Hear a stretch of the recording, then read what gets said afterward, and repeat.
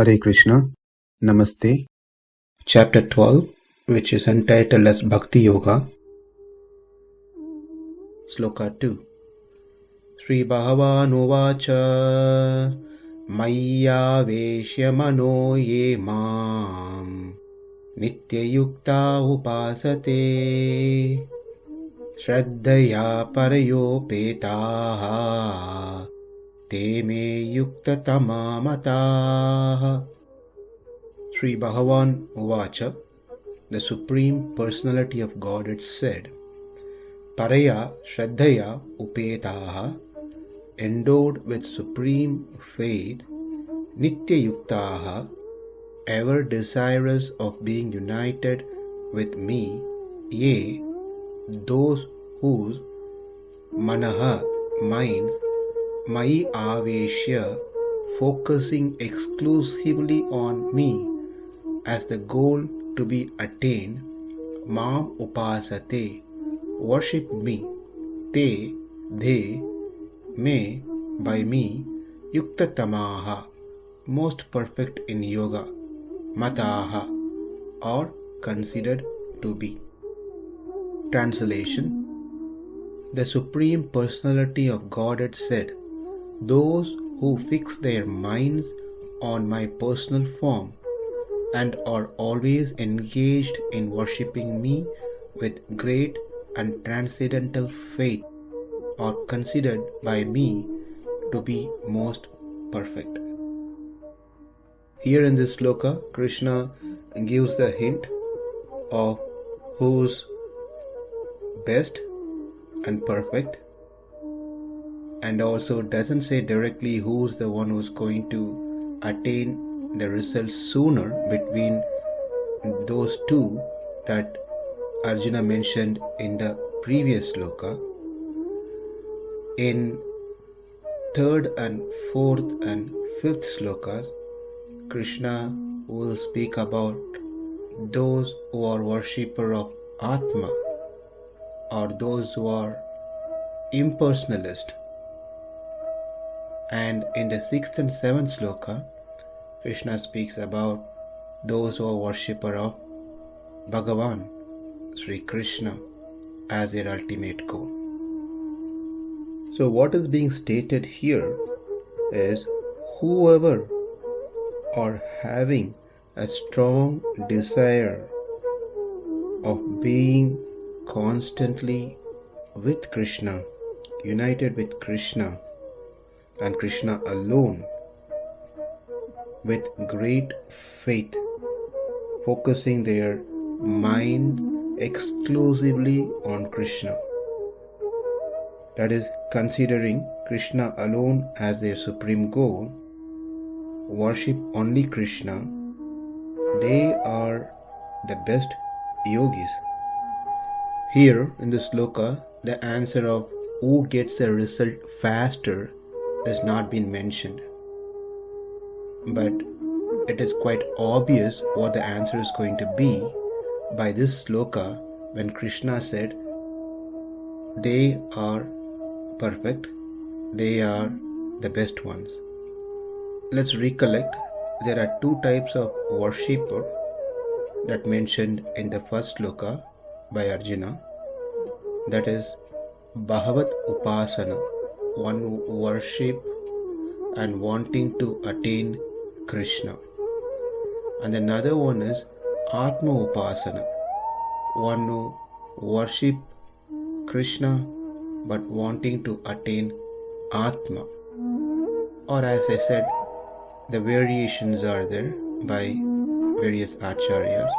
For example, Vishwanath Chakravarti Thakur and Srila Prabhupada compares the devotee, Bhakti Yogi, who worship the personal form, with the impersonalist, who does not worship the personal form of the Lord, who want to attain the impersonal form of the Lord.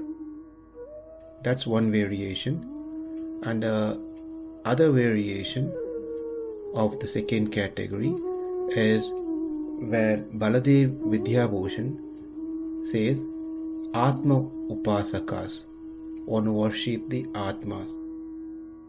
Sripad Ramanujacharya also interprets in the same manner.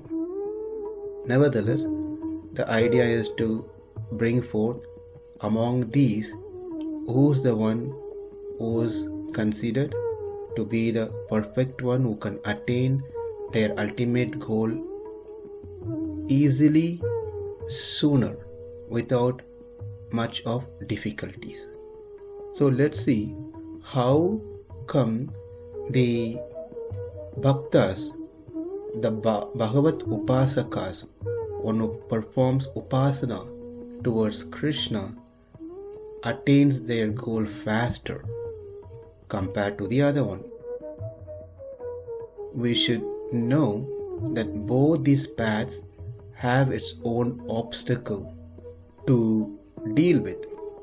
But whichever path has less obstacles gives the faster result compared to the other one. A simple example would be, if I want to go from my house to downtown, whatever place it may be, I could take a highway, or I can take the streets, various streets, to get to my desired destination. The difference is the time that we are going to reach to the destination. If we take highway, there won't be much of signals and stop signs. Whereas if we take the streets to go, obviously there will be a lot of signals and stop signs. Therefore, it is clear that taking the highway is going to give faster result. Sooner we are going to reach. So similarly here, for those who are worshipper of Krishna and wanting to attain Krishna as their ultimate goal, will certainly have certain obstacles in their path. And similarly, those who are Atma upasakas, they will also have their own obstacles in their path. The difference is that for the Atma upasakas, there is no help, whereas for the Bhagavat upasakas, there is certainly help that's been provided. For the Bhagavat upasakas, who performs upasana towards Krishna, Krishna personally help that person to attain their result quickly, and he helps them during the obstacles. Whereas the Atma upasakas pretty much on their own. Krishna will fulfill their desire, but then they have to overcome the obstacles by themselves. So the question comes, why Krishna not helping the Atma upasaka, why only Bhagavat upasaka? Because the first one, the Atma upasana process, those people are on their own, swatantriyam, they are independent. Whereas the second one, bhaktas, are dependent, paratantriya, they are completely dependent on Krishna for anything and everything. Whereas the Atma upasakas, they completely depending on their own strength. So that is the difference. One is swatantriyam, another one is paratantriya. Swatantriya meaning independent and completely depending on one's own self for success. They are depending on their own skills, their own strength, their own capacity and capability. Swatantriyam. This is separate from Krishna. Paratantriya means completely depending on the independence of the Lord for their success. The person is depending on Krishna and Krishna is fully independent. So these devotees wait for the grace of Krishna, depending on him fully for their success. Therefore, Krishna provides help for the devotees and guide them. In this sloka, there are a couple of terms which we need to understand. Nitya-yuktā, those who desire to be united with me alone at all times. That is nitya-yuktā. Not only sometimes I want to be Krishna consciousness, but all the time a person who wants to be in Krishna consciousness. The term nitya-yuktā gives the meaning those who desire to be ever united, but then it would not explicitly states to whom they want to be united. So the answer for that, to whom they want to be united constantly, we can derive from āveśya manaḥ. Manaḥ āveśya. This makes it clear that these persons want to be in the constant company of Krishna alone. āveśya manaḥ. If Krishna has not mentioned this term in the sloka, then it will be very vague. What is that a person want to be connected with constantly? It could be an assumption where it could be Krishna or it could be Atma. It could be personal form or it could be impersonal form. It would be unclear. But Krishna nicely says, nitya-yuktā, they desire to be united. And the term āveśya manaḥ confirms that they wanted to be united with Krishna in his personal form as Bhagavan, not to Atma, not to the impersonal form of Krishna.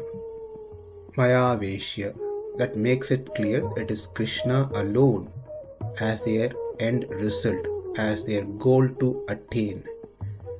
And nitya-yuktā, that they have no desire for any other gain. Now let's understand the next term, manaḥ āveśya. Considering me as the only goal to be attained, fixing the mind only on me steadfastly. This is the best way of interpreting this term, manaḥ āveśya.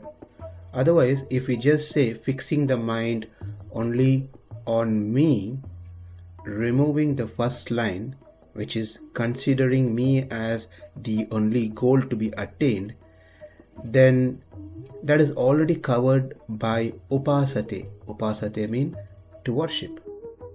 Plus that will be applicable not only for the bhakti yogi, it will be applicable for those who are Atma upasakas or the impersonalist. Why? Because even they worship Krishna as their means to attain their goal. Their goal either towards impersonal form or towards their Atma Sakshatkara. They must do upasanam. They must worship Krishna to attain their goal. Therefore, both the cases, both the categories, whatever they need to do upasanam, worship Krishna. In that case, there will be no difference between these two. Manaḥ āveśya, if simply said that fixing the mind only on me. Therefore, the best way of interpreting this is considering me as the only goal to be attained is a very important meaning of this term, and then fixing the mind only on me steadfastly. If we say this one, then it becomes more obvious that it meant for bhakti yogi who perform devotion towards Krishna. It is not about the Atma yogis, because their ultimate goal is not to attain Krishna. Their goal is to simply attain Atma Sakshatkara and then be situated in that level. So, to conclude, here in this sloka, Krishna clearly mentions how those who are in the path of Bhakti Yoga, who are the personal worshippers, who want to attain me as their goal, keeping that in their mind, they constantly meditate upon me.